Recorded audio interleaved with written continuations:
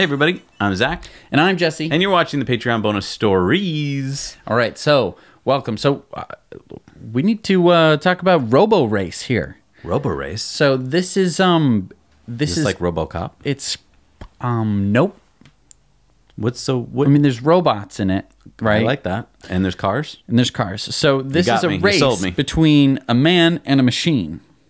Okay, but it's the same car. It's the same car, but the car is autonomous. So you can drive it non-autonomously and you can drive it autonomously. Oh, okay, so what we're watching here is this professional race driver is basically getting his first time in this car. Right. So this is his first electric race car. Oh. From what I can Is that tell. why he's missing all these turns? Yeah, well, I think racing is pretty hard. Is it? And yes. And But I think it's even harder for him because he has to learn this whole new, like he has so much more acceleration than he's ever had in any of his other cars. it's true. He said that this is probably one of the quickest cars he's ever been in.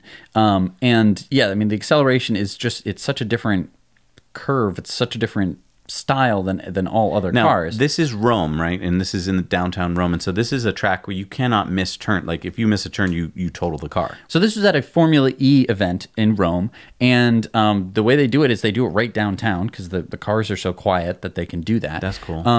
And yeah, so there's not a lot of sort of runoff. Like if you miss a turn, you get to just sort of slide on some grass or something because you're in downtown Rome. They didn't put in some fields or anything. There's just barriers. Okay, so he spent a day getting used to it and then a day of doing his best laps. And Yep. then the robot took over. And let's just stop here. Who do you think won? Yeah, just comment below before you've seen right, the yeah. answer. Who do you think who do you think wins? won? Was it the robot or was it the driver, the human? So who won? It was the human.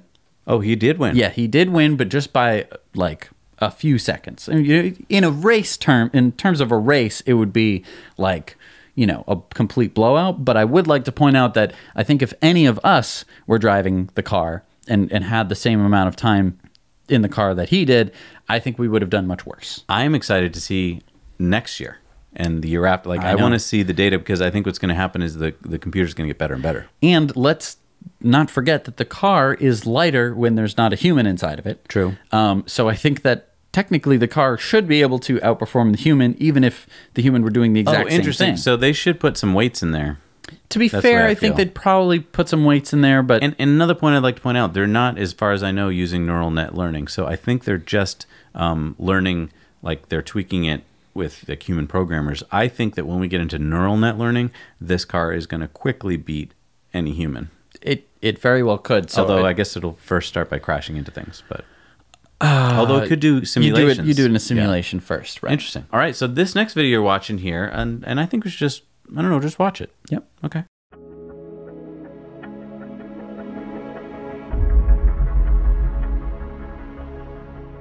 Going up to DevLoop for the first time was seeing just unbridled opportunity. You saw the desert completely bare, and you saw in your head, in your mind's eye, what we were going to put there. I felt really confident because I have a tremendous confidence in the people that I work with and the people on the team that I helped build.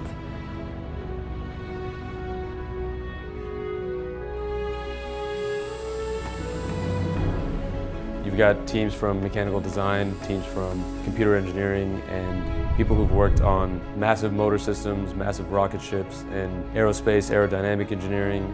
It was actually a really cool thing to see that once we were able to give good coordination and prediction to the manufacturing team actually building the motor, the construction and install team in Las Vegas was able to continue moving flawlessly and really pull in our timelines.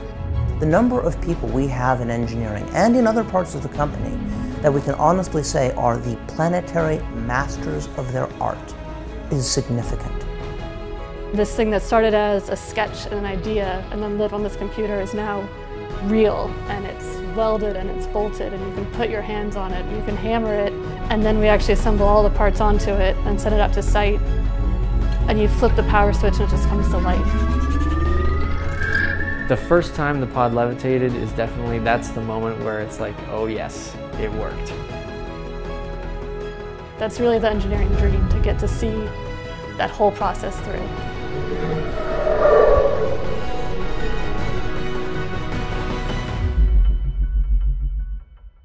We broke all Hyperloop speed records.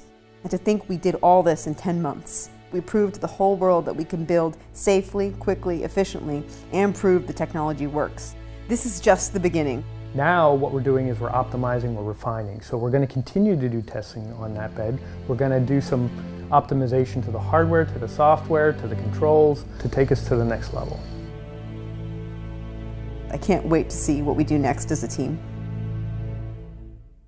So, you know, it's obviously put together by Virgin Hyperloop, and it's supposed to pull at your heartstrings a little bit and stuff, but it's pretty exciting that we have companies out there that are working on the Hyperloop, which is going to ultimately connect our cities together. Right.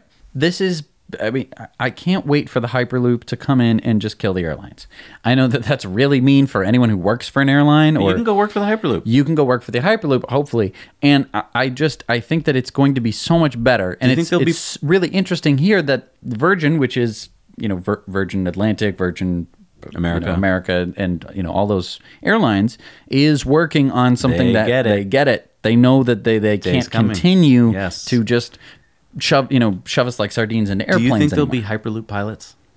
I don't think so. I don't think you need that. Just to greet you with a little cap. Hello there. Welcome to Hyperloop. Yeah, I mean, sure. But I mean, there's going to be lots of other interesting things for pilots to do. I mean, there's going to be lots of space things to do. Oh, yeah, that's true. So, I mean, I'm not too worried about that. Okay. So this next story is a study about electric cars versus diesel cars. I think you know where this is going to go.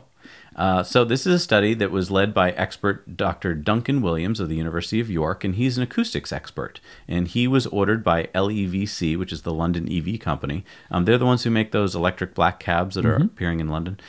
So they were asked to study what the effects are on human drivers that are driving a diesel car versus an EV. And what did they figure out? So they found out that the people who were driving EVs were calmer, more focused, and happier when they were driving the electric version of a taxi. Now, how'd they figure all this out? So they put a brain cap on people's heads as the actual cabbies as they were driving through central London. And so they found that overall, people who were driving EVs were a lot less stressed, especially when they were in heavy traffic. That's mostly because you don't have an engine running the whole time. Oh, so the sound. Part of it, I think, would be the sound, and I think part of it is also just, you know, accelerating in an EV is just a lot more granular than accelerating with an internal combustion engine, because you don't have to build up revs in order to get some kind of acceleration.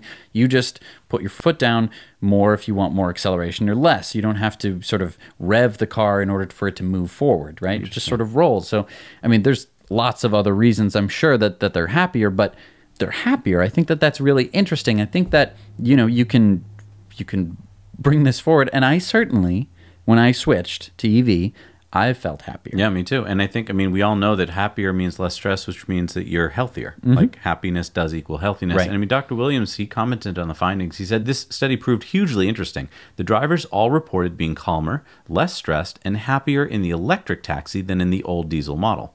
What does that mean? Well, the study suggests that the quieter driving environment allowed cabbies to be in a more concentrated state of mind. In other words, by removing the noisy diesel engine rumble, they are perhaps freed up to get on with driving in a more focused but calm way.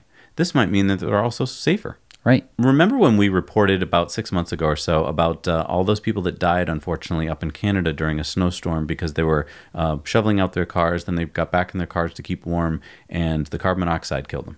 Right. We've now heard from the New York Times. They're reporting that since 2006, 28 people in the U.S. have died, and 45 more were injured in the U.S. in keyless cars when they failed to shut off their cars. So what is a keyless car? So a keyless car is one where you don't have to stick the key in and turn it and wow, wow, wow, wow, wow, boom. You know, you don't have to do that. You just sort of press the on button and the off button, right? So what's so dangerous about that? Well, as someone who has a keyless car. But yours is mine's electric, obviously, but there have been times where I forgot to shut it off. Oh. And what bad thing happened? Well, nothing. I guess the battery went down a little bit just because some systems are still left on in the car. Okay, so what bad thing can happen in a nice car if you leave it? Well, if you leave so let's say you drive it into a garage and you forget to shut off the car, and you know have headphones in, or maybe you're just not paying attention. You head inside. And it keeps making carbon monoxide. You know, you're building up carbon monoxide in the garage. Then you go out there later, and you know you're tinkering with something, and you forget that the car is on because it's in idle. It's kind of quiet. Right.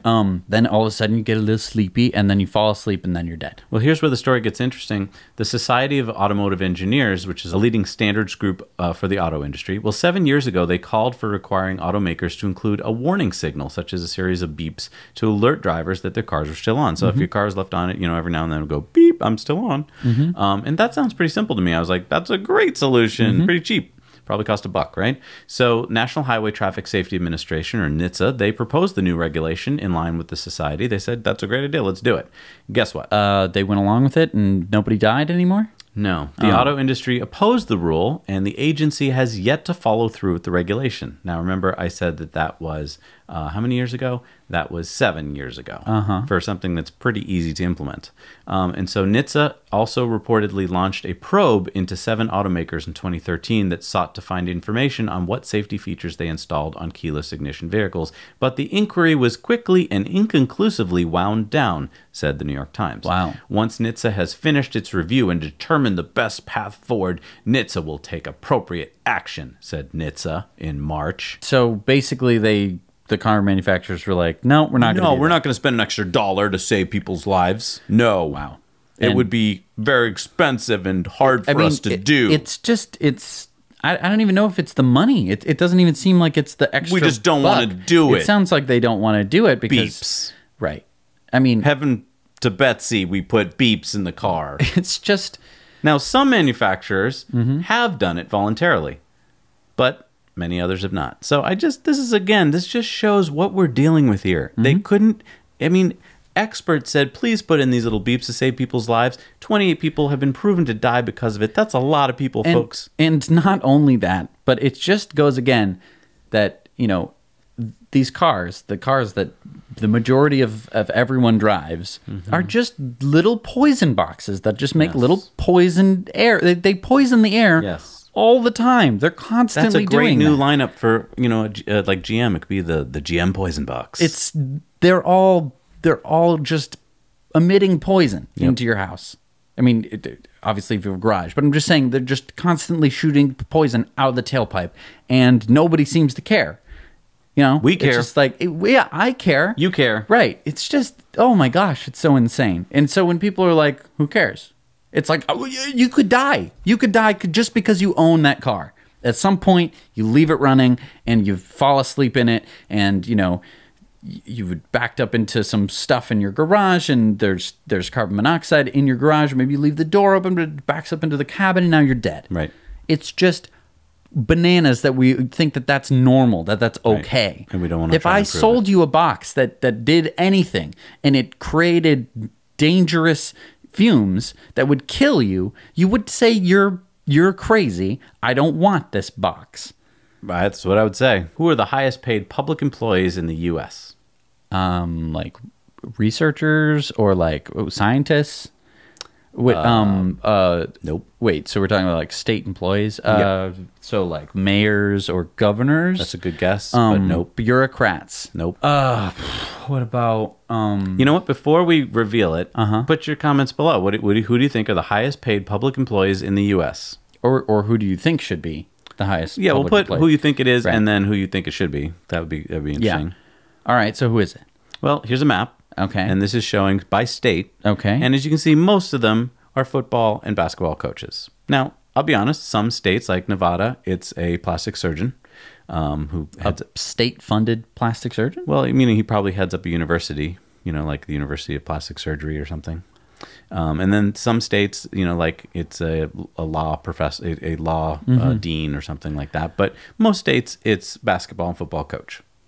Wow. Because for the state school, you got to pay them a lot. You got to keep that coach. You want to win the games, don't you? Don't worry about the governor. Don't worry about the policy, the police officers or the teachers. This is really. Got to win those games. But it's so not important. What? Let's just be real. Let's be real here for a second. Like, I know that I might be getting a lot of hate flack mail. for this. Gotta win the might game. be losing subscribers right now. Maybe. We might be losing patrons. But honestly, shouldn't we be worried about other things other than football? No. To be paying. Just be real here. Yeah, no, I agree with you. Yeah, it's ridiculous that, I mean, that's why I'm including this, because when I saw it, I thought it was wrong. This has obviously nothing to do with EVs or sustainability. No. I think it has a little bit to do with sustainability in that It has something to do with EVs too. It shows you where our minds are at in the U.S. We're so concerned with certain things that, I mean, let's be honest. If these football coaches would drive an EV, tomorrow, EV sales there would be no more ICE sales. I mean, everyone would want one. That's true. I mean, so that's what I'm saying. Like, hey, if you're one of those coaches out there, drive to work in an EV and show it off, and you'll make a huge difference because obviously people love you. Apparently. Yeah. And then this is pretty crazy, Jesse. Let's say that you're, out at work and you got a delivery of a package coming, and they won't usually leave it at a busy city door because it could get stolen. It could get stolen. So look what this guy did. Get a signature, but you can leave in the boot of the car. I can open that from here. But you sure, yeah? Yeah, I can do that from here. All right, thank you.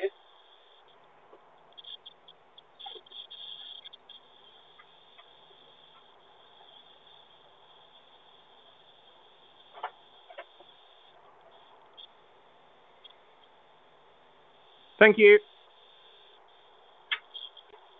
Look, I will sign for you, yeah? That's great. Thanks a lot. I've got it on video anyway, so it's fine. All right. Thank you very much, sir. Bye. So let's just talk through this here. So first of all, he has a smart doorbell. Yep, it's the kind got that a you camera can, in it, right? So you can and he control can it from your talk to phone. people. Yep, Okay, that's pretty smart. So he talks to the guy who's delivering his package. But I mean, that's still not going to be good enough, is it? Right. Got to have someplace to put it. Opens the trunk of his that's a Model X of his behind Model X, and the guy puts the package in it, and then he's able to close the trunk and lock his car all remotely. I gotta hand it to him. It's pretty what's smart cool about technology. You can start to solve all the problems. I think that if you really wanted to solve this problem, and you didn't need to buy a Model X, maybe that's the only reason you bought it. Don't do that, because that seems expensive. It seems like there's other options that there might be. Maybe you really needed that package other delivered. Smart home options. But if you have a Model X or Model S, I think that this is a great option. It's pretty cool. Very cool. All right, we are going to go on to record about the Vox duck curve. Yep. And you as Patreon viewers, you are going to get to see this. This is kind of behind the scenes. Else. Yeah, I think we're going to put this out like a day or so before, or more, because Brent and Bobby are backed up here. But right, so this is another cool advantage. Yeah. You guys get to see this before everyone else. So you'll kind of well, let's just go with it. Let's just go with it. And then this is going to be a video that's actually going to be right, because this is something stuck in my craw. Stuck in our craw. All right, so we're actually going to do an intro. Right. So bear with us. Hey, I'm Zach. And I'm Jesse. And you're watching a Now You Know special report. Okay, so let's get into this. So Vox came out with a video about the duck curve. And I was pretty excited because I know about the duck curve, and I'm glad that they were going to tell people about it. Yeah. And then I watched the video, and I suggest you go watch the video now. Yeah, it's like 3.5 minutes long. And then you can come back and we can talk about it. In this video, they talk all about the duck curve. They talk about all of the problems with having renewable energy, specifically solar, happen in the middle of the day. Right. So what happens is they have a demand curve throughout a day, of people, oh, I'm turning on my light switch. I'm turning on an air conditioner. I'm turning on some machinery, stuff like that. You're using power. That means that there's a certain demand, which means that you need to create energy for that demand. So you need to turn on power plants, you need to pull some levers and some switches and make sure that everything is up and running, all of your power generation. And what happens is in the middle of the day, the solar energy comes online, and it means that the solar energy is basically taking care of most of this problem. Right. So most of the energy needs are completely taken care of by solar, and so you get this duck curve where all of the solar generation basically lowers the demand curve kind of artificially because it drives it down. I got to say, one thing I didn't like about this video is they kept talking about the demand curve and the supply curve as if they were the same thing. They are not the same thing. The supply of energy goes up in the middle of the day as solar comes online. The demand does not go down. There's actually more demand in the middle of the day. And I want to point that out. They were erroneous with this because in the middle of the day in a hot place like Arizona or California, you've got all that air conditioning that's needed. Right. And so they kept interchanging those two terms, supply and demand. They're not the same. Right. So we finally, we get to the end of the video, and this is where I thought they were going to go into all of the new technologies that are coming online for storing power. Because so here's the problem, right? You have all of these old power plants, these coal and nuclear power plants, Which they admit. and they can't bring them up online fast enough. So after all the solar energy is done, and all the generation is all done, right? There's a peak where the sun sets, so all of the solar goes away, and everyone's at home and they are turning on their TVs and whatever. And so there's this, it looks like a peak. Now, I think depending on, where this place is and what time of year it is, I think that the demand curve probably isn't that substantially like there's some huge demand where everyone goes home, because it's not like we'll take a siesta in the middle of the day. We're all working. Right. But because the sun goes down, suddenly this supply demand curve, No, it's the demand curve after you chop out the renewable energy. Right. It looks like there's this huge peak, and the derivative of that curve as it goes up, or the slope of the curve is quite high, which means that you need to turn things on really fast, which coal plants and other power plants, fossil fuels, are really bad at doing. Right. In fact, in most cases, you don't turn on and off a coal plant or nuclear power plant. It stays on 24/7. That's how it was designed. And that is the problem. That is why we're getting a video like this. I think that the crux of this is that those power plants were not designed to turn on and off, and now they have to either turn on and off, or they have to store that solar energy during the day, or they have to curtail it. And here's the part I didn't like about this video. They only talked about curtailment of solar energy. They only said that they had to switch off solar panels. Right. Which is one way to solve it, but it is really the worst way to solve it. Well, it's because they've already invested in power plants. They don't want to invest in more stuff. But here again is where I was hoping for Vox to start to talk about power storage, batteries, other forms of like pumped hydro. Right. There are lots of different solutions for this problem. Right. Your EV is a potential solution because it's a mobile battery. It's a battery that you have hooked up to the grid whenever you're not using it. And we're seeing solutions coming out of this. It's not like this is some new concept. We're testing it right now. There's tests where you drive your car and you plug it in during the day, and it either gives energy to the grid or it takes energy to the grid, depending on how the grid would like you to do that. Right. And this is exactly what Tesla battery packs are for. This is exactly the point, is that, there is a huge amount of solar energy during the day. And in some places, you're actually able to generate more than is needed, more than you're using, more than the coal power plants need to produce. And so instead of curtailing this energy, if you were to store it, that means that you could apply this energy during that peak, right? And that would completely smooth out your curve. Right. And in fact, if things are to continue, which they certainly will, with added more and more solar, the duck curve gets deeper and deeper and deeper below the, this is what we can keep the coal plants on at, because economically we can't turn them off and on because economically they're big and we didn't think about this when we made them, right? All of this stuff. But as it gets deeper and deeper, that is all storage. That is all, as soon as you start to store that becomes what you're going to be using throughout the night. And eventually, that's going to become what we're going to use to 100%. We don't need to rely on fossil fuels if you can just store all the solar and wind energy. How do you have a video that you call, the duck curve, solar energy's biggest challenge, and not mention